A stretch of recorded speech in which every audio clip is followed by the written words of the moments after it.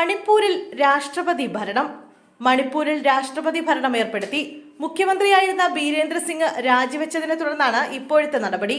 പുതിയ മുഖ്യമന്ത്രിയെ തെരഞ്ഞെടുക്കാൻ ബി.ജെ.പി. കേന്ദ്ര നേതൃത്വം പരമാവധി ശ്രമിച്ചിരുന്നുവെങ്കിലും ഒരു പേരിലേക്ക് എത്താൻ സാധിച്ചിരുന്നില്ല.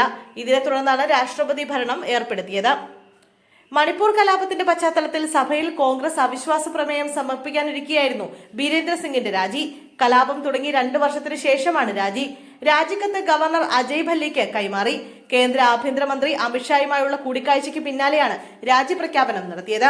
നേരത്തെ National People's Party Biren Singh സർക്കാരിനുള്ള പിന്തുണ പിൻവലിച്ചിരുന്നു. കലാപം നടക്കുന്ന സംസ്ഥാനത്തെ ക്രമസമാധാനം പൂർവ്വസ്ഥിതിയിലാക്കുന്നതിൽ സംസ്ഥാന സർക്കാർ പരാജയപ്പെട്ടുവെന്ന് ചൂണ്ടിക്കാട്ടിയായിരുന്നു നടപടി. എന്നാൽ NPP പിന്തുണ പിൻവലിച്ചത് സർക്കാരിനെ ബാധിക്കുമായിരുന്നില്ല. 7 MLA-മാരാണ് NPP-ക്ക് ഉള്ളത്. 37 BJP MLA-മാരുടെ പിന്തുണയും നാഗ പീപ്പിൾസ് ഫ്രണ്ടിന്റെ 5 MLA-മാരും 3 സ്വതന്ത്രരുടെ പിന്തുണയും ബീരേന്ദ്ര സിംഗ് സർക്കാരിനുണ്ടായിരുന്നു. എന്നാൽ 12ഓളം MLA-മാർ നേതൃമാറ്റത്തിനായി മുന്നോട്ട് വന്നത് സർക്കാരിനെ സംബന്ധിച്ച് നിർണായകമായിരുന്നു.